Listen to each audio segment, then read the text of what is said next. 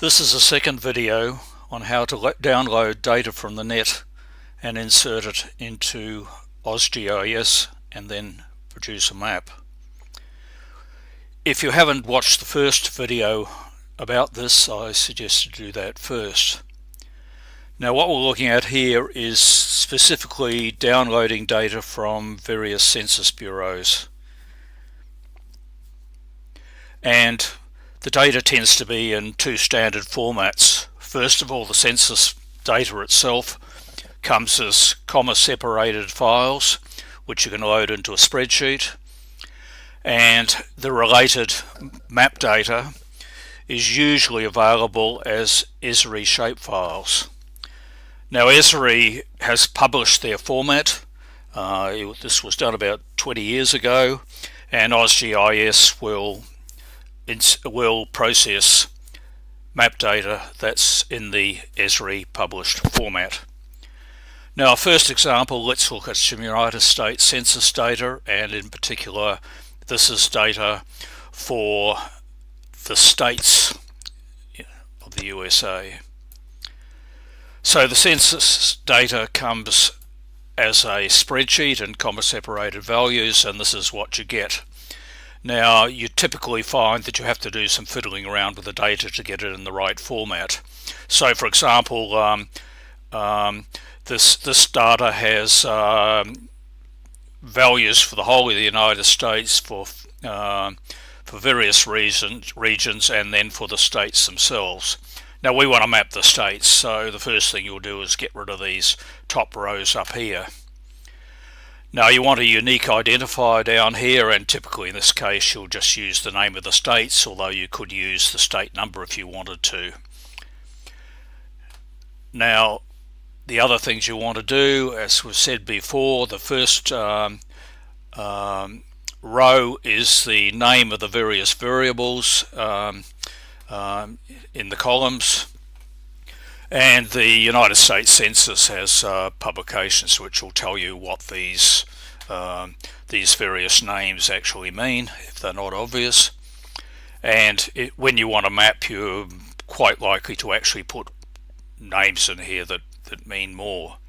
So that's that. After we've processed and get it ready to go into AusGIS, we've got rid of these top rows. We'll put a units row in here, in which we've put what the units are. So estimate a population, you might just put number or something like that.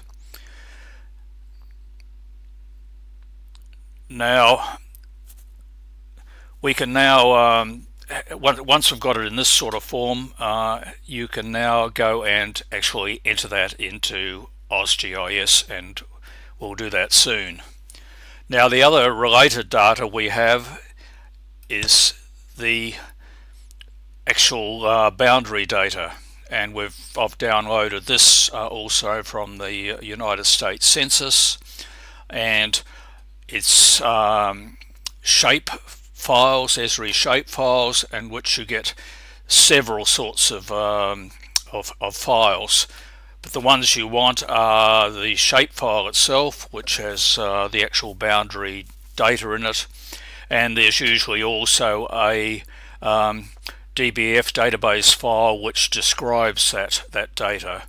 So it's a table, so I can pick that up in the spreadsheet as well, and this is what it looks like. Now what you really want to do is when you enter the data, you need to pick up the names out of the shapefile, and the spreadsheet tells you a bit about the shapefile. For example, I think it's got areas of the various states and so on in here, but what we're interested in is picking up the name out of this column. So if we go away and fire up AusGIS, now we can input those files into the system. So for example, the attribute file, and it was comma delimited file, and we can pick up the USA data, USA states, and ask for looking at all the comma separated values, and we've got the table that we fixed up,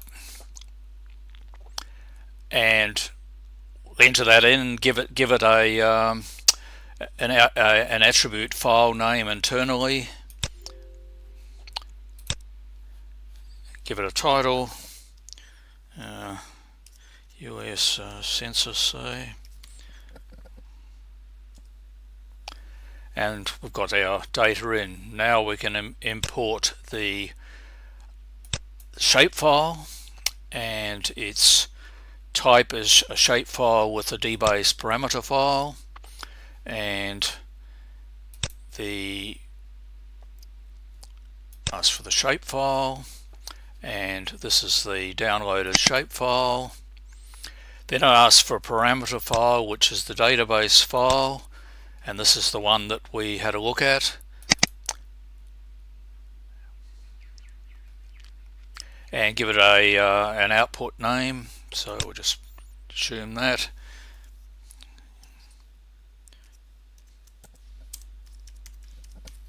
States say.